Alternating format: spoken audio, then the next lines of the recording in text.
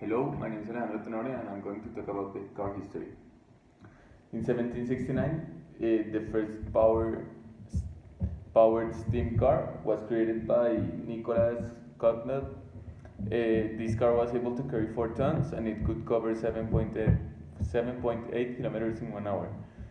This vehicle was reported to have been very stable because it owned a poor weight distribution. In 1808, Francois Derribas designated the first car powered by a mixture of hydrogen and oxygen, and it had to be manually ignited by a lighter of that time. So it was not so a good car. It also was never commercially successful because it didn't have an essential part of an engine that is called a carburetor. In 1870, Siegfried Marcus built the first gasoline-powered combustion engine, which was very successful because it used all the parts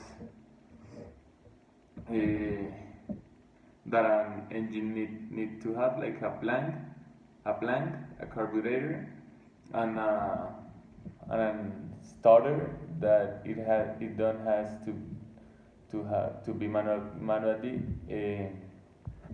started. In 1913, these cars that you see here, the Ford Model T and the Beetle, these are the first massive production cars. They made over 5 million pieces of them, and yes, that's like a curious fact. These cars in the vintage era, lasted from the end of World War I, like 1918 to 1921. In 1919, 90% of the cars sold were without a roof, and in 1929, 90% of the cars sold were closed. They had roof.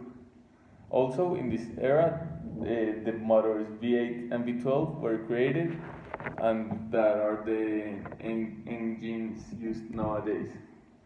The post-war era. This was a major change on the automobile industry because the automobile design was finally emerged from the military orientation because these cars were used for the war. Also, importation and exportations were increased, and in this era, safety requirements started to be stricter because in this era the airbag was created and the seat belts were created, so they needed to be.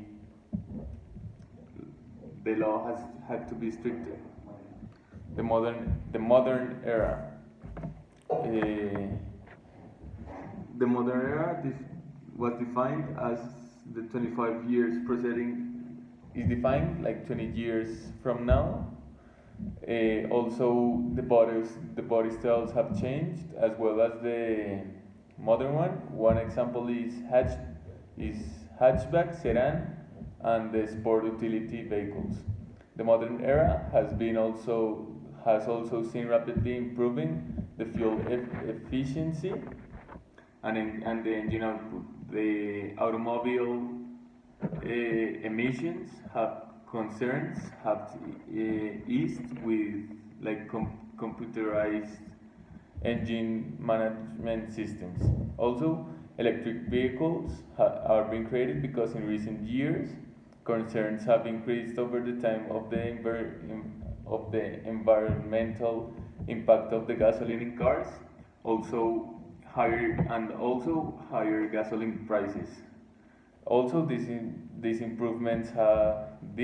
concerns have made an improvement in battery because they have brought interest in, and because of this, they have brought some interest in electric cars. And the conclusions. Okay. And also, in the conclusions, we can say that throughout history, cars have changed due to their necessities. Also, the motor and the designs have changed because as I said, their necessity and also some environmental problems and economics.